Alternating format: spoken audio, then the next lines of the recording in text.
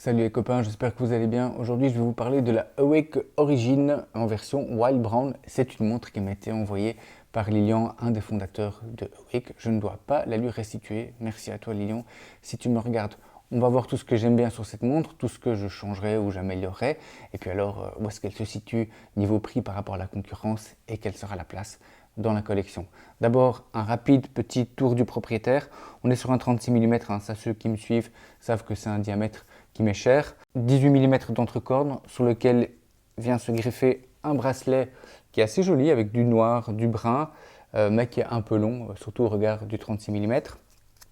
On a un acier qui est poli en surface et qui est brossé sur la tranche, une couronne siglée. Au niveau du cadran, eh bien, on a un cadran qui est assez dépouillé. On n'a pas de logo, pas d'inscription, juste quelques points en Luminova que viennent quasiment toucher les aiguilles qui sont donc très bien alignées avec ces points Luminova. Moi je trouve ça toujours satisfaisant à regarder. Ces aiguilles eh bien, qui vont également s'aligner parfaitement entre elles. Car oui, il n'y a que deux aiguilles, pas de trotteuse. Et c'est un mouvement Seiko, c'est le VS17, un mouvement quartz solaire. Alors une réserve de marche de 6 mois, pour autant qu'elle soit chargée complètement. Et pour ce faire, il faudra la mettre 4 heures au soleil. Si vous n'avez pas un soleil ou 4 heures devant vous, c'est pas grave.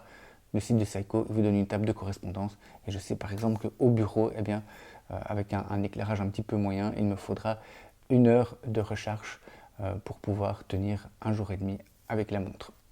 Pour surmonter ce boîtier, eh bien, un minéral avec traitement anti-reflet. Bon, c'est vrai, moi je préfère les saphirs, mais le problème du saphir, c'est que au niveau écologique, eh bien, c'est moins avantageux que du minéral. Et l'écologie est super importante pour Awake, puisque à chaque fois que cette marque doit faire des choix en matière de matériaux, eh bien, elle va prendre les options qui sont les plus respectueuses de la planète. Et c'est pas que des lignes sur un PowerPoint, non, c'est vraiment du concret. J'ai beaucoup discuté avec Lilian, j'ai lu énormément de posts sur un forum où il était actif d'ailleurs. Je me suis renseigné sur le site web, vu les vidéos, etc. Je voulais vraiment comprendre vraiment où se situait cette écologie dans le concret. Et on a ici un boîtier en acier. L'acier est recyclé à 70%, recyclable à 100%. Le fameux long bracelet, il est fait à base de bouteilles de plastique recyclées. Le mouvement, évidemment, c'est un Seiko solaire, mais ça évite de devoir mettre et enlever des batteries. Et puis, le packaging, lui aussi, est 100% recyclable. Au niveau du prix, on est à 269 €. Alors, la concurrence à ce prix-là est en mouvement quartz solaire, parce qu'un mouvement quartz solaire coûte beaucoup plus cher qu'un quartz traditionnel. Eh bien, on a du Citizen, du Casio, du Seiko, du Pulsar, mais elles sont toutes musclées, elles sont toutes grosses. Si on veut redescendre dans des diamètres un petit peu plus, je vais dire, un petit peu plus petits, eh bien, là, à ce moment-là, Awake commence un petit peu à être toute seule sur son île. Et c'est très bien parce qu'alors vous avez un design unique, un diamètre plus petit, une montre qui est respectueuse de l'environnement et puis une initiative française et un message qui est oui, c'est possible d'avoir une société commerciale, c'est possible de vivre de sa passion en faisant du profit et en respectant la planète. Moi je trouve que c'est ça la prouesse qui a été réalisée.